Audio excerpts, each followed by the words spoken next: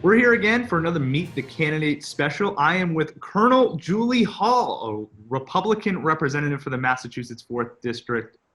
Colonel, thank you so much for joining us today. Thank you for having me. Thank you. Yeah, this is a absolutely packed ballot. Everybody, I feel like, in the 4th District has been put on notice. We have some great candidates. There's going to be a lot of discussion on who to vote for. So I'm so glad that you get to sit down with us as a candidate today. I wanted to start with your background. It's an extensive background, 30 years in the military, 30 years in the Air Force. Yes. But I wanted to actually start back a little bit before that, if you're okay with me here. One of seven kids, and it influenced a lot of your life, watching your parents and how they manage the household. Tell me about that. Sure.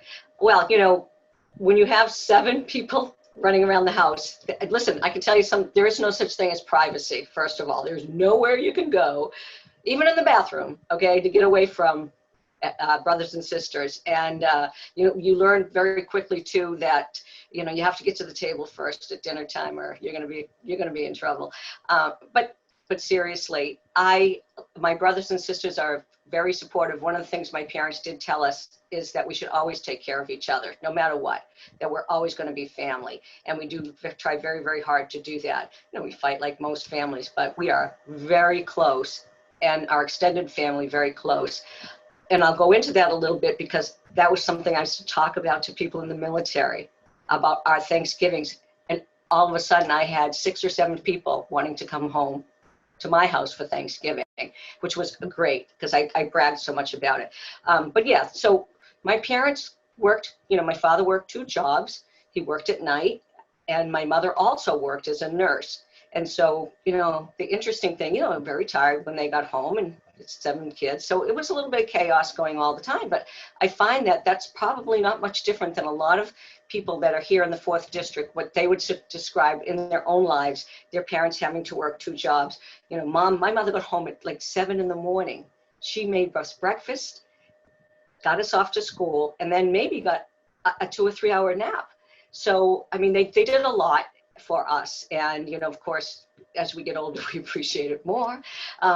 Then, of course, it's tough, but it kind of developed me in what I am and in my character. So first of all, I saw very hard work. The other thing is my parents, there are people, and there's absolutely nothing wrong with people going on to welfare and people that need extra help and things like that. But my parents really felt that unless they were in dire straits, they always felt that there were people worse off than they were. So, I grew up in that kind of a family. Again, my dad, he was an amazing person. The way he handled himself, he was always the best way I could describe him, he had some inner judgment on people. He was always the one that if there was somebody different at the table, sitting alone, he would invite them over. And then that's very unusual. But he was always the one for the underdog, I'm going to say, because that's what I learned, to always be the one to have the courage enough to step out and be that person to say, hey, come join us. So I saw my father doing this. He never had to talk to us about how to treat people. Never had to sit down. We watched how my parents were. My mother, she was a wonderful person. She was a nurse, very nurturing. But she also did a ton of things. So I'm very much like her. My mother was always busy with something and raising 7 kids and so forth. And people tell me I'm always busy all the time. So I'm very much like them. My father started off we're Catholic family, and always one of the sons was supposed to go into the priesthood. That was sort of the deal. And that's where he got his education from. So he was the chosen one to go into the priesthood. But as you can see, me being here, that did not happen. But he had an interesting viewpoint on religion too. And he said, don't let anything, any dogma, any ideology, always question. Now here he was, and I like that because he said, if you question and you come to a point where you believe, that's what you call faith. And I thought, this man is just way too simple for me. So he was very simple man and had very, very much common sense. And I'd like to think that I have a little bit of that's going on in my head also, to just look at things very commonly. So I give a lot of credit to my parents. I was very lucky to have those parents. I understand that. So as we move on, you know, was a big family. I worked since I was 14 years old. I had to make my own money. That was just the way it was going to go. My father did focus it on making sure that my brothers were going to go to college. And not that he was trying to slight any of us, but I did pay for my own way through college. I saved a lot of my babysitting money. Believe it or not, I babysat a lot and worked a lot so that I could pay my own way through community college at Massasoit Community College. So I'm a huge fan of community colleges. I did want to continue my degree. Again, I'm in a middle-class family. I don't have the money to do that. It just wasn't what was put away for me. And no hit on my parents in any way, shape, or form. But I realized I was on my own, and that's, if I wanted to go on to get my degree, I'd have to figure out another way. So I decided to go in the United States military to finish my degree and to serve my country, because I had some friends that had gone in the military, and I thought that was really cool.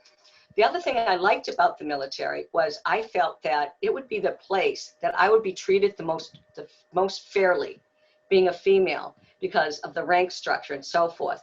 Little did I know, being in an all-male environment, that was sort of a struggle. So in 1978, there weren't many women that went into the military, let alone any that stayed. And I say this to people, and I had to, every one of these interviews, you probably kind of repeat some of the same things, but the idea was that you were supposed to go in and find your husband, and then you were supposed to get out. I didn't do that. I wanted to go to school. I'm very driven. I wanted to go to college, and I wanted to stay in. And until I got the degree, and I was only going for like a bachelor's degree at the time, and then I was going to get out. 30 years later, 26 years as a hospital administrator, I started at the bottom rank, and I made it to colonel. So I went on and got many degrees after that, and went into the officer corps. And again, I retired as a colonel, which is one step below a general. So that was a big feat, it was challenging in an all-male environment, but and I was a hospital administrator.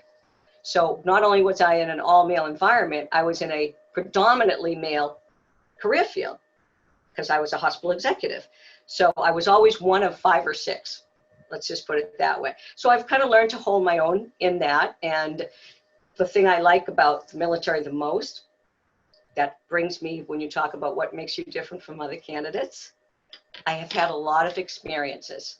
And it's not just experience. You can have degrees and you can have experience. But if you don't have experiences that test those things that you learned in a book, it's the same thing like my father was saying about religion. You'll not believe them. You've got to test those theories by experiences that you have, and that is what helps you change your viewpoints on things. That's fantastic. You forgot to brag about yourself a little bit, and I will do that for you if you don't mind. Okay. You were actually accelerated from captain to major by 2 years. That's correct. What was that? What made you accelerated in that process, going from captain to major so quickly? Yeah, it comes a lot to how I feel about women and role models and what I had to go through and not having them, because that's really how this happened. When I was stationed in Korea, we were just transferring over to having families come in. And again, you talk about, and I won't go into the details of what I saw when I got there. But when you have Americans and mostly males, there's a certain kinds of activities that go on around that base. And it's unfortunate. But when American women started coming in, we started to change those things, of course. And one of the things that I did not particularly like, or what I wanted to change, let's put it that way, was the American men, when they went there, they would have wives that they would meet in Korea. And they came into our American hospital, they didn't speak the language. And I thought, this is very uncomfortable for them. And so the husbands would kind of lead them around and go into their appointments with them. I'm like, no way. They are going to get the same rights in my hospital that anybody in this hospital deserves. They are going to be treated as individuals. They're going to be able to go into their own appointments alone. So I immediately wrote everything over in Hangul, which is their language. I had everything interpreted and rewritten for them so they could understand it. And I had interpreters in my office in patient administration, which is where I worked. And people just thought, now some people were angry, okay, because I was changing the culture of things going on. But the American women that were there with me, it's interesting how uncomfortable we felt watching this play out in front of us, because here we are, you know, the Virginia Slim group, you know, we're the, you know, we've come a long way, baby. And here we show up in Korea and not so much.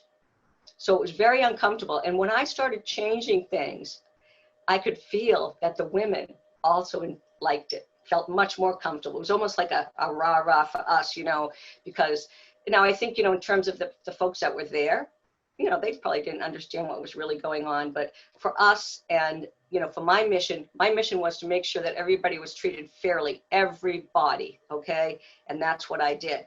Now, when I moved on to the next base where I got promoted early, we had a group of German pilots. Now, this is what people don't know.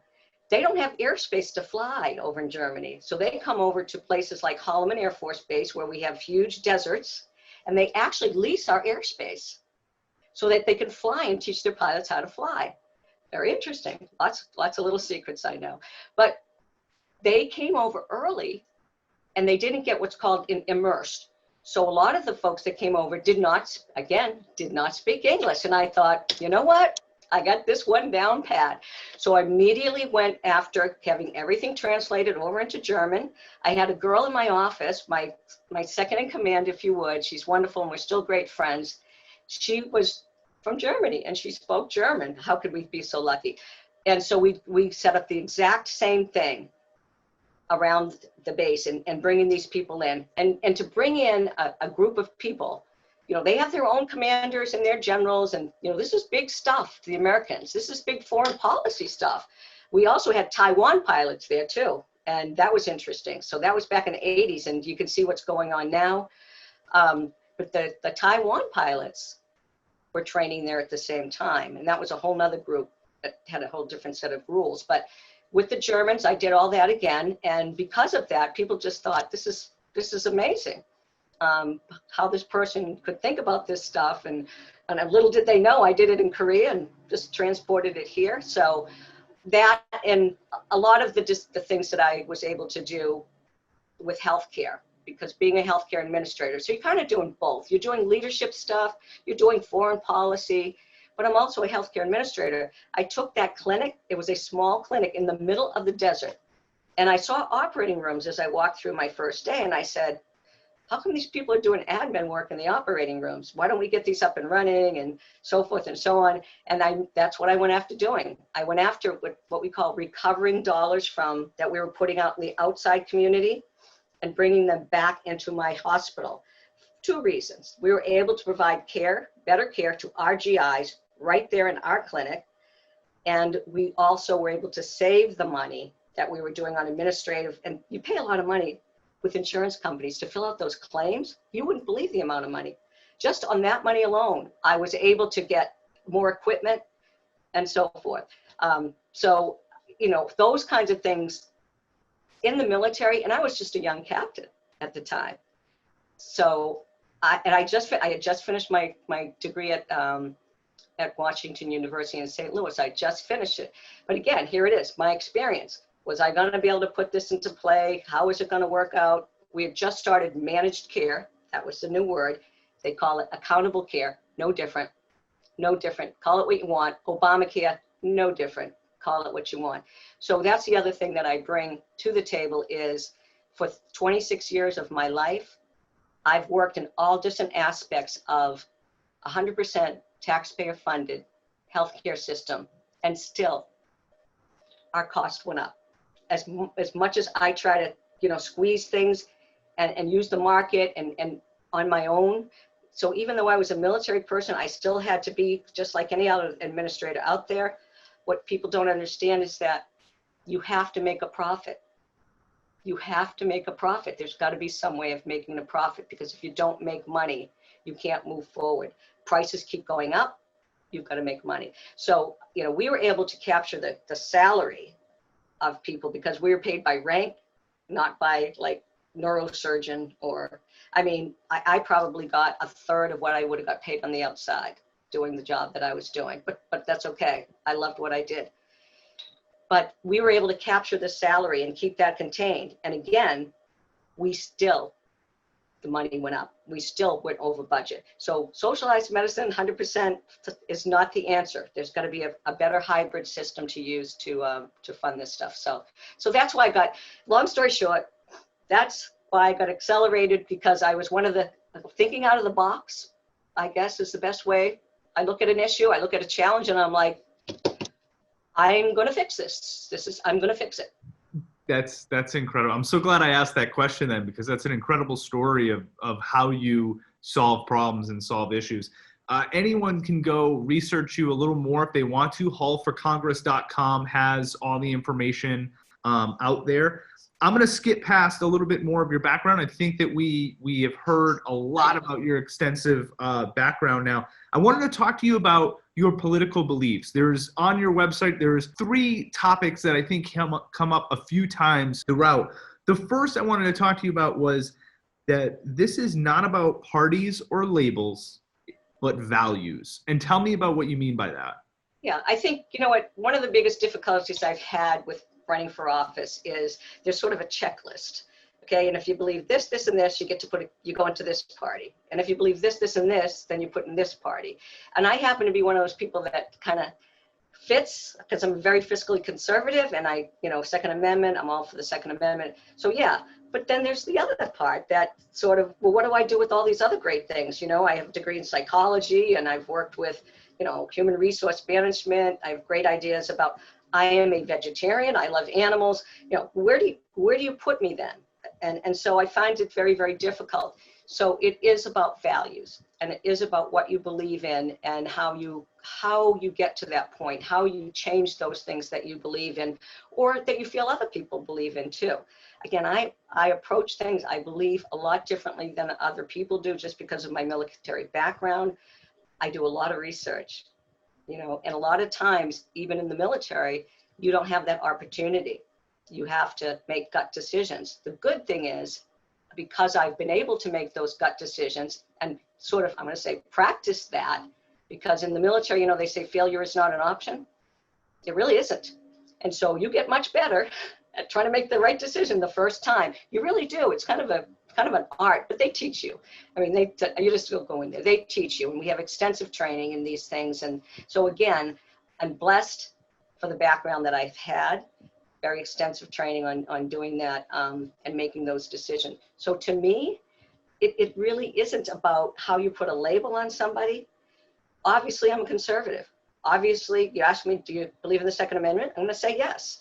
So, you want to label me that way. That's the way I get labeled. But there's also sides of me that are very, I would say, progressive in a lot of people's eyes. I mean, if you look at my few points on the environment. Now, do I believe in the Green New Deal? No, I don't. I'm not necessarily signed up for all of that. But do I want us to have a better environment? Do I want clean air? Who does not want those things? I mean, really, come on. So I feel like sometimes people say, this is our party's thing, this is our party's thing. And I look at it and I said, no, I think that's most intelligent people that are out there want those same things. And I think that how we go about getting those is the difference. And so I believe that getting those things, if you let the market work in the right way and competition work in the right way, you're going to get all of those ingenuities that we have gotten in the United States for years and years. 244 years we've been working the same way, and it's been great. But you have to have the market and competition, because when you have competition, somebody's going to come out with a better thing than the next guy, and that's what we want. That's what we want. One of the other threads that's common throughout your site is the Massachusetts 4th District is the envy of the nation. Tell me about that. Why is Massachusetts 4th the envy of the nation? Yeah, it's, what, first of all, there's awesome people that are in the 4th. I know there's awesome people all through Massachusetts, but I got to drive, and just so people know a perspective, Somerset, Massachusetts, way down there. Freetown, I didn't even know, Freetown, I mean, places I had never probably heard of before. are part of this district right on the water, and, you know, a little bit of Fall River, all the way up. Now keep coming up through Attleboro and Rehoboth and keep going all the way up, and you kind of branch off into Holbrook and Hopedale, which are beautiful communities up there. I have a brother that lives up there. And then you kind of swing over through Dover, the beautiful, oh gosh, there's horse ranches out there. And then you go over to Newton and Brookline and Wellesley. Just a beautiful, diverse, it's a diverse community. And just driving around, I was like, oh, I mean, my eyes were just like, this is incredible. The one thing that I remarked upon is no matter where I went, and I think you find this mostly in Massachusetts, but I thought I saw it even more in this district. There were plaques about history everywhere. My head was just bobbing back and forth every time I was driving down, just getting whiplash, because just amazing. And the one thing about Massachusetts that's different from other communities and other cities and states, we don't mess around with our history. If this is where, you know, John Adams grew up, then this is where the house is staying. And you'll go and you'll find big buildings built around it, but most of the time we don't move our history around. It is in its original place, and I think that's just something just so unique. Makes you feel like I have walked on the same ground as the Indians. I have walked on the same ground as the Pilgrims. Just to me, that's why I'm saying it's the envy. It is the envy of the United States. Is that no? I don't think you can find that any other place. I would have to agree with you. I was a history major in high school, or a history major in college. And one of the things I will say, like, even going through Boston, you take the history tour, you walk around, it is that feeling of, I'm literally standing where Sam Adams was, or I'm standing where Paul Revere was. Like, to be able to say that is pretty incredible. It is. Yeah, it is. Yes. The other one you have, and this is kind of the backbone of your campaign. This is, I think, everything that you stand for right now. It's the power of government versus the power of us. And it's your belief is that it's not about having a big, strong government. It's about having, you know, supplying people with the power of us. Tell me about the power of us. I mean, I think if you look at it, people like to have names and label things, okay? And I'm also you can hear I have difficulties with labels, all right? So when people call things, they tend to think of them. So when you think about government right now, it almost to people has a negative connotation. But I say we are that. We are government, and we're not bad people. We're just trying to make it through. We're trying to do what we can. And that's the power that we have. We do have the power to change things. We do have the power to get out there and make things better. And every individual has a purpose, and every individual has a value. So when I look at, and I used being in the military, I had 600, 700 people that worked with me. I knew each one of them. And I tried to intimately know each one of them and about their families, and the best I could, because I could just lump them all together and say, this is my squadron. But in my squadron, there was Joe and Sue and, you know, this one of the folks that just had the twins, and, you know, this one's deploying, and, you know, their wife's, you know, washing machine broke down. So we send people over. It really is about people and understanding what makes people tick and understanding mainly what are their challenges. And I say this, 46% of the people in my squadron were under 26 years old. I really had to understand what made them tick and what concerns they had. When they came into work and weren't functioning properly, what's going on? I'm sure it wasn't the same things going on in my life. It usually was relationships, you know, male-female relationships. That's usually what it was. But I had to really understand that, and I had to empathize about that. You know, I mean, telling them to, hey, you know, buck up and move on is not the right thing. That's not the right thing. So I tried very hard to get to know people personally, and that's the power. Why did I do that? I liked them first off, okay? But when I spent time getting to know them and them getting to know me, we worked together as a unit. And we had goals. And now we could pick and choose that out of these 700 of us, do we believe in everything together? Absolutely not. But we found 5 or 6 things that we all agreed with. And that was sort of our rallying Mark, is that we would agree on these 5 or 6 things. And when we move forward as a group, those were the concerns, those were the ideals that everybody could get on board with. And that made us strong. And I think when you come to people, you have to find that connection somewhere, somehow, in a big group. And that's the connection. That's what I'm saying. That's the power of us. We can move forward. You have difficulty finding that in government. Surprise, right? Right, absolutely. But you've obviously been able to do it before. So one of the other things now, let's talk about some of the issues, the hot button topics that people are talking about going into this election. The number one thing, obviously, on everybody's mind is COVID-19, the things that we have to do to get past this. Sure. You talk about the need to support local businesses, the need to support communities. Tell me, what are the ways that you see us doing that? Yeah. Well, I think, there's been so much misinformation. And again, I'll preface my comments with 26 years as a hospital administrator. So I worked in a hospital for 26 years of my life. I think I've been exposed to every disease that could possibly be out there known to man. And who knows what they shot in my arms when I went through basic training. So I have this sort of joke that everybody else is, eventually it's going to be me and the cockroaches left or something, because God, I probably have some immunities to a lot of different things. But one of those things I say is that when you're exposed to all of those things all the time, after a while, I haven't been sick in so long. And maybe that's it. I'm not saying everybody should go run into your local hospital and try to pick up as many diseases. But I do think that the human body wants to stay alive. But keep in mind, those little viruses do too. They're fighting for their lives, and they'll mutate, and they'll come back in November, and people are going to say, oh, it's COVID. And I'm going to make a prediction right now. It's not COVID.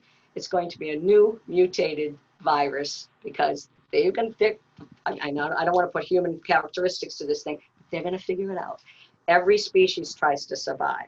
So I get that. So what do I think? I think that this is going to be around. We're always going to have things like this happen. It's just the way of life. I think there are certain people, the difference here is that this virus moves very, very quickly, not through the population, but through people, through their human bodies. And I believe that this is just me. I'm not an expert, so I want to say that right away. But that people that have immunity problems, it goes so quickly that their body isn't able to fight it off. Or respiratory problems, it goes so quickly into them that it just starts knocking them out, and they get weaker and weaker. This is definitely a very strong and intelligent virus. So now, what can we do? We have to get back to work. I mean, we have to get back. We've gone through horrible, horrible things in the United States before. People bombing us. I mean, coming right here. We've gotten through that. We need to get through this too. And if wearing the mask is what we have to do to allow businesses to stay open, then we have to do that. But we've got to get the businesses open. I've been talking to a lot of small businesses. I'm a huge fan of the small business, because I believe that's another thing that makes America what it is, and especially Massachusetts what it is. All those mom and pop pizza places and, Italian food, and all of those little places are going away. That's horrible. It's devastating. It's changing the fabric of what makes America great, in my opinion. Okay? So we need to shore them up right away. We need to get those small businesses back on track, because again, that's the backbone. And as I said before, you've got to make money. So the big business, I'm not trying to shy away from the big business. I don't even want to say, we need to have big businesses, because that's what stabilizes the country and gives us money so that we can do these other things and, be entrepreneurs. But one of the things that's really wonderful, and I talked about, the market and the trade, is when you have a person out there and they have an idea in this country, you can make that idea.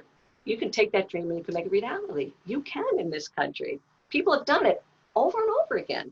It's amazing. And I'm grateful for that.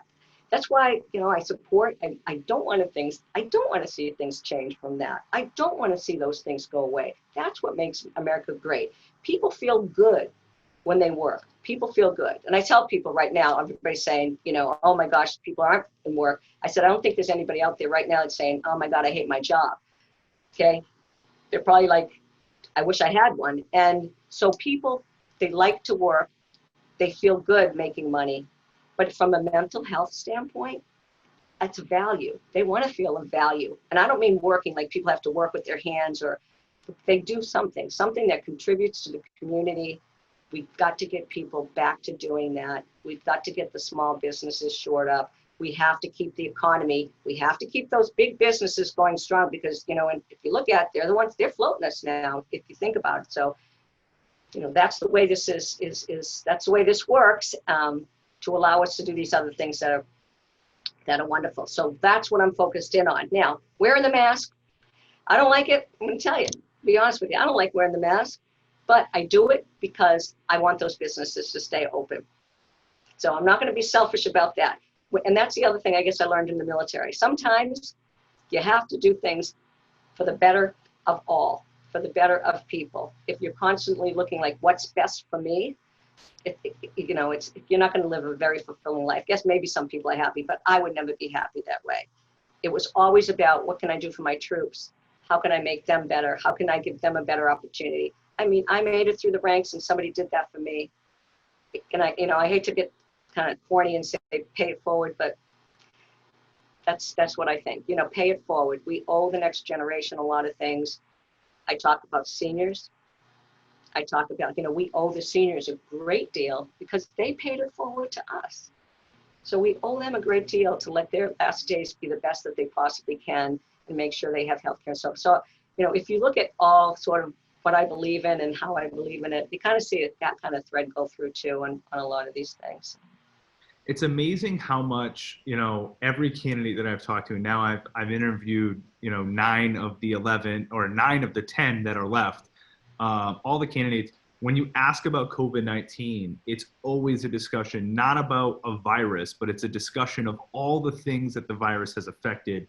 It's amazing how much this has implemented into our entire communities, really. And really, the discussion isn't about how do we stop this virus. A lot of it is how do communities come back? How do we rebuild these communities? And that's good to hear, because that's what it should be about, how to rebuilding those communities. So I'm glad to hear that that's a common thread. One of the other things I wanted to talk to you about, because obviously you're well versed in this, you literally wrote a book on healthcare. It was the Advancing Federal Sector Healthcare. Yes. So I wanted to talk to you about healthcare for all. It was one of the things that you have as your issues. Tell me about this, the healthcare for all. So as I said, I worked in a 100% paid taxpayer-funded program. But as you can see, as I talked a little bit about my managed care and being able to go downtown and trying to recover things back, we did work with for-profit organizations. So it was a hybrid system. I would consider the military part of it to be sort of the Medicare, Medicaid side, all right? And I would consider the outside, civilians, if you would, to be the free market. You need both of those things because, as I said, inside, it was hard for us to keep up with all the things that increased in price. We were able to keep the biggest part, salary, down, but why did our costs keep going up? Well, because everything else kept going up. And if you made a line, and this is what I wrote about in that chapter, is resource allocation, the things that go into making one healthcare visit, it's mind-boggling. So I tell people, think about it this way. Stand on the corner of that hospital. Don't even walk in. Now put your foot on the pavement. You just paid for that. Somebody keeps those line stripes, whatever. The door that opens, there's a maintenance person that comes in and fixes that. That is a cost to that hospital. I mean, so keep going and think about it as you walk through. The permits that you had to have, the guys that are out there doing the lawn, all of those things go into the cost of healthcare. And you haven't even made it to the clinic yet for a visit, right? So, I mean, somebody's vacuuming the floor, somebody's cleaning up. So all of these efforts and these administrative things, the lights, the water, all go into that cost of healthcare. And I could go and list and list and list. So again, a blessing. I was able to be in a financial environment up at the Department of Defense where we were trying to figure out how to allocate resources between the Army, the Navy, and the Air Force.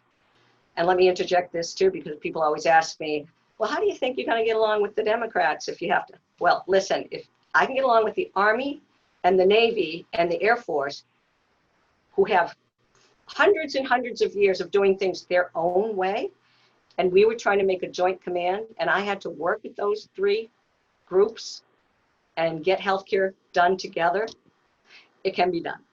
All right, it can be done. And it's just a matter of somebody's got to give a little, somebody's got to give a little. But the best thing is to provide facts and to provide a common groundwork of how you got to where you got. And so people could poke in it, and they can look in the cells, and they can see, and they could find errors if they want. But eventually you're going to get to agree that this is a sound way of doing things. I may not agree with the results, and most of them did not agree with the results, because what happened is some of the services lost money because they were overfunded, and some of them needed more money. And that's a horrible thing to tell a service that they have to give up money. Their job is to keep as much money as they can for their, like everybody, okay? So I do have to that level, and it's very sophisticated, and you have to have people that come in and, analysts and all that stuff that get paid the big bucks to doing this, so that you can take all of this stuff and throw it into like a big, I don't even know what I would call it, but you throw it all in, all the costs of healthcare, what your population looks like in that area. Are they healthy? Are they not healthy? Are they women? Are they not, are they children? How many children? And utilization, how much healthcare do I utilize as a female? If I'm a 40-year-old female, I'm not utilizing as much healthcare as a 29-year-old female who's of childbirth age. So you see how that works? It's the same thing with car insurance. It's very similar, very similar. So if you understand all of that, then what you do is you come up with a price per visit. And that's how you get paid. And when you go out and negotiate, you better know what that price per visit is, and you better not have understated it, because if you go out and you don't ask for that or more, then you're gonna fail. So understanding all of that, I think, is going to be huge for, if when I move on to talking about healthcare discussions, because there are very few people that understand healthcare to that level and that degree and that detail. Like we all talk about it as like pie in the sky. But the other thing I do want to comment about is community hospitals and those small clinics that we have throughout are very, very important to this community, and very important to those people that are in lower socioeconomic statuses that can't get out, don't have transportation. They have to have healthcare clinics in the area that they live, and they have to be good. Now, how do we make them good? We have got to make sure that Medicare and Medicaid is paying enough to those doctors and those organizations, those institutions that are providing that care. And right now, in my mind, it's probably not a Republican thing to say, it's not, we're not. We have got to shore those costs up, because people that pay the majority of those, take care of those patients, if they're constantly getting underfunded, what kind of health care are they going to be able to buy? What kind of health care are they going to be able to produce? So what happens is, if you go out into communities now, move out into the suburbs, you've got small community hospitals, like we have one here in Attleboro, that provides care to a lot of people. They're competing against the big for-profit hospitals that are also now moving out into the suburbs, because guess what? That's where everybody else is going. So that's where they're getting their feeders from.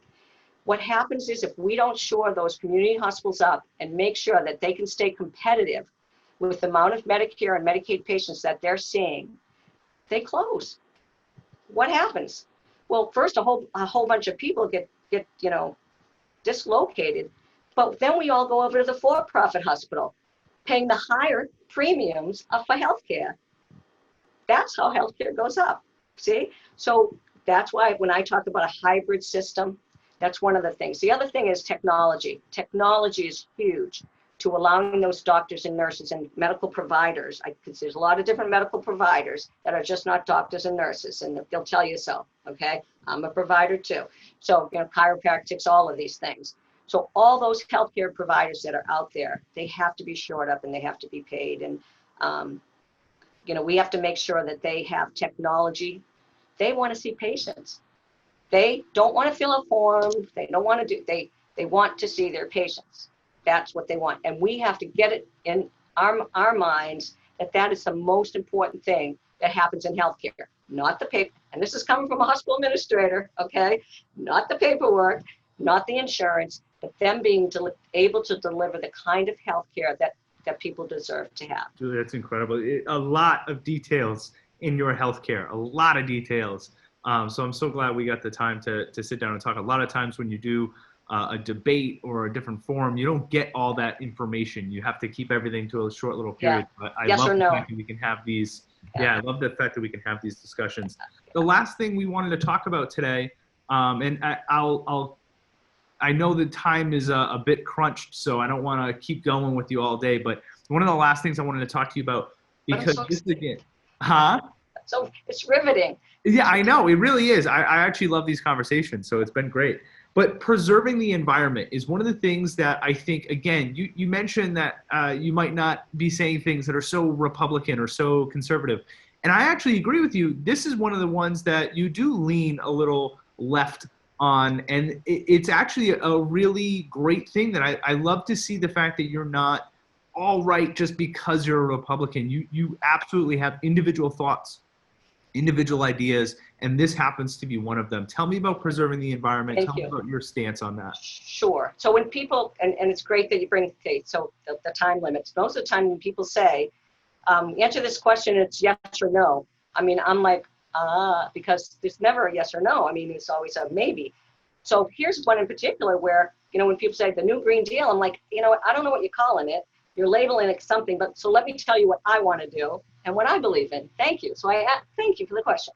So I think that I've never been a fan of gasoline and fracking and those kinds of things. I've never been. It's always made me nervous. I know it's safe. I get that. But it's just the way I've always felt. And I said, why should we have these kinds of debates when we have hydropower and when we have wind power? Now, I also know somebody told me that those little propellers can hit birds, and I'm a big animal advocate, and so they got me right there. But I think that that's less of a chance of happening, and I think there's ways that we can, we do it with the airplanes all the time and try not to hit birds, okay? So I have seen this happen right here in Attleboro. There's one little factory that you can go through and you can see how this worked and how they got the machines to go faster, and was one pole down the middle of the factory. And it was the size of the belts that made each machine go faster. And I thought to myself, this is amazing. Doesn't cost us anything, costs us water. Why can't we do something very similar and go back to that? Right now, we have enough energy that's being provided to the United States so that we are not in a crunch and we're not having problems going out to a foreign country, to get our energy. So while we have this opportunity and the market is supporting us right now to do this, is when we should be doing all of this ingenuity work. And again, not the government being involved.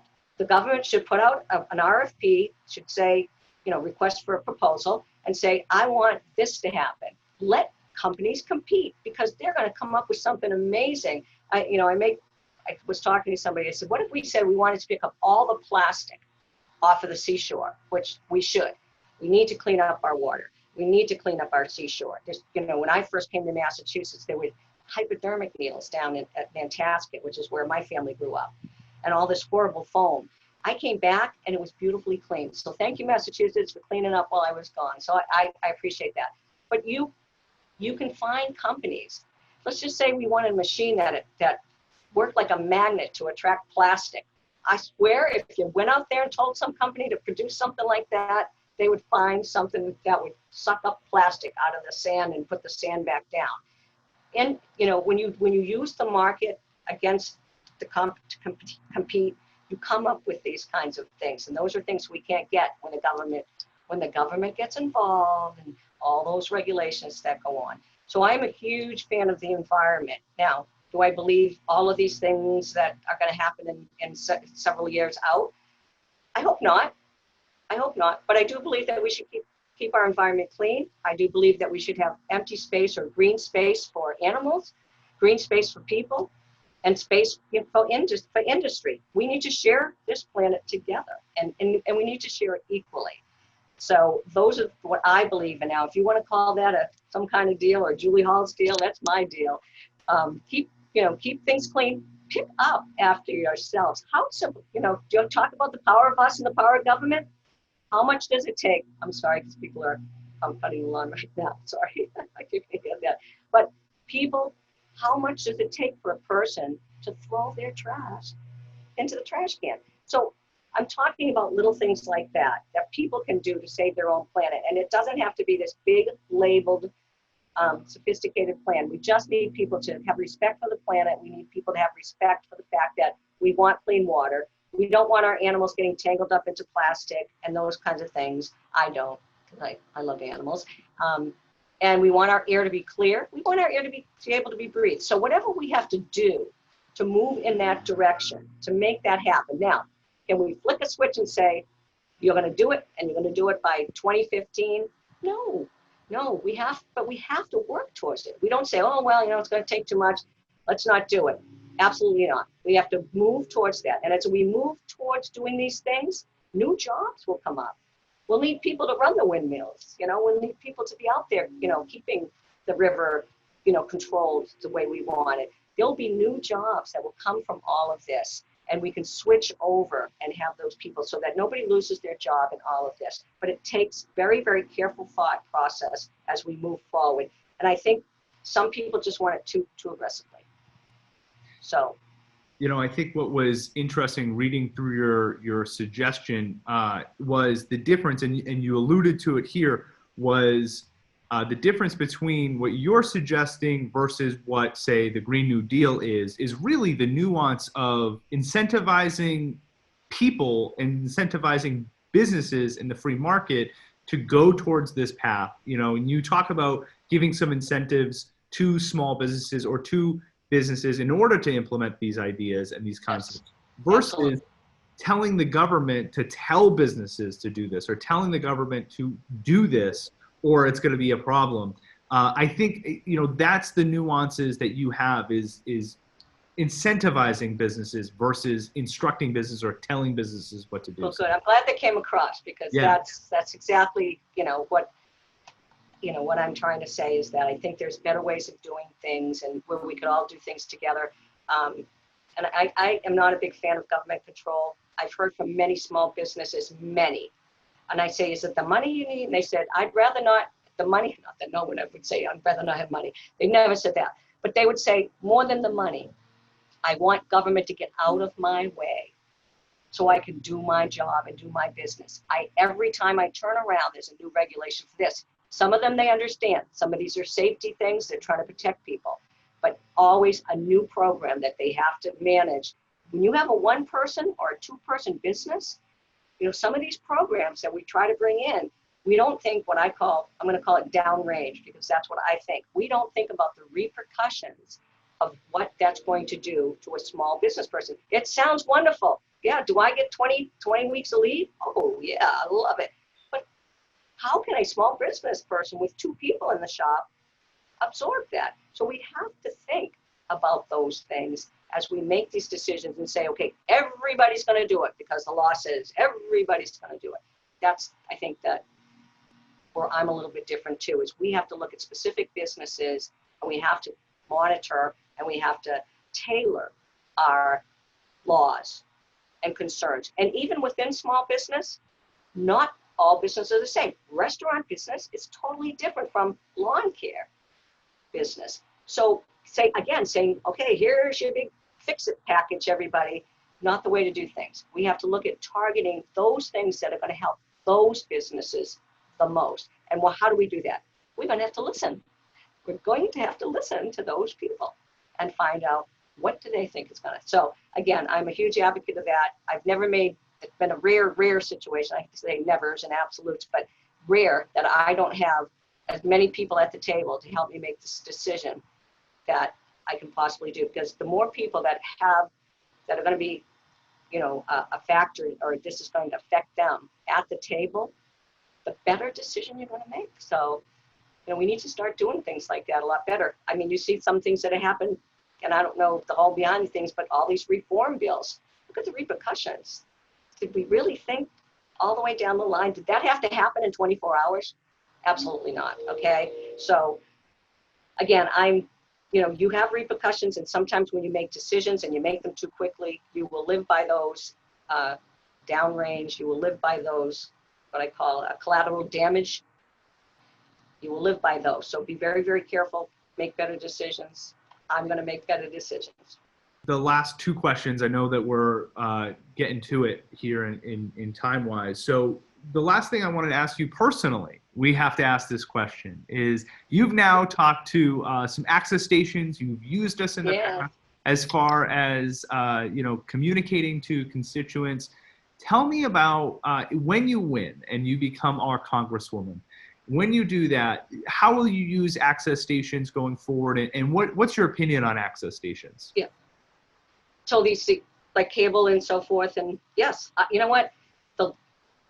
The more local, I believe, like everything, healthcare is local. Everything is local.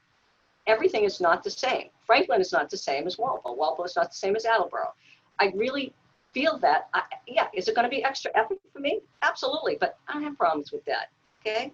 I did that in my command. I want to continue to do those things. I want to find out what's important to those people in those communities and use their access cable, their newspapers like the Patriot Ledger. And, I could name a few. I don't want to put anybody, if I say one, they'll say, how come you didn't mention me?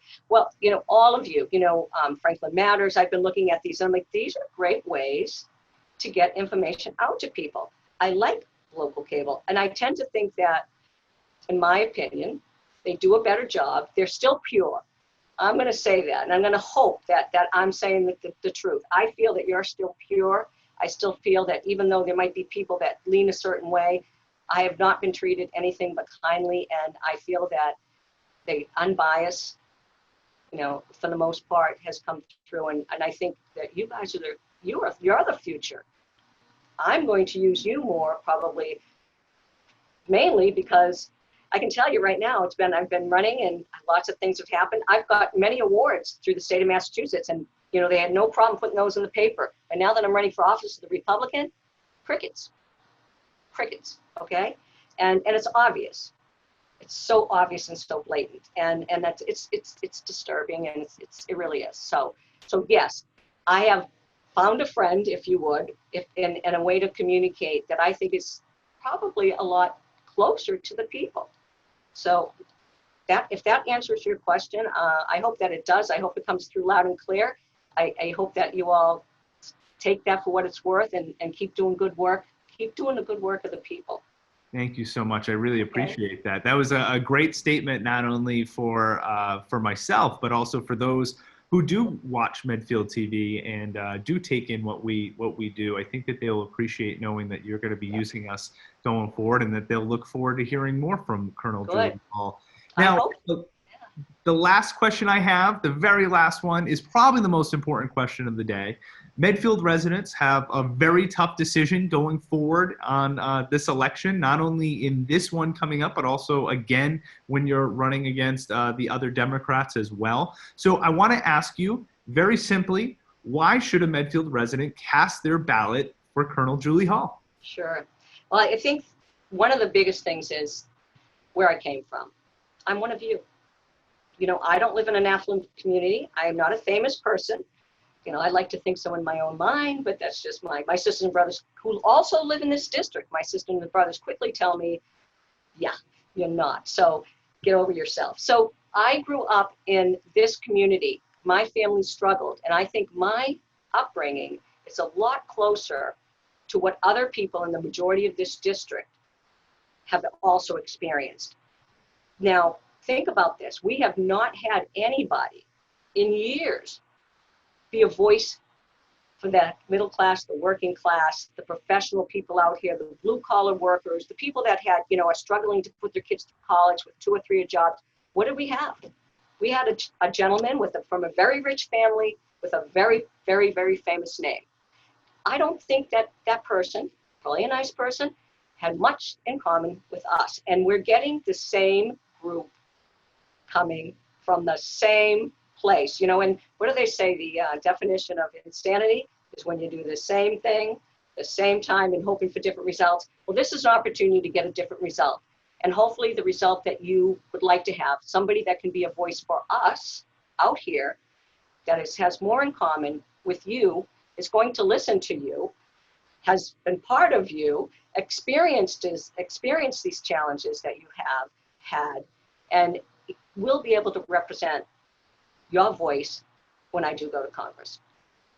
I want to encourage people to do even more research than we've done today, because there's so much to talk about going into this. It's hallforcongress.com is a great resource for everything that people would need to know in order to cast their ballot for you. So I just want to say again, thank you so much. Medfield TV really appreciates you joining us today. So thank you so much for joining us. Thank you, and thanks everybody in Medfield.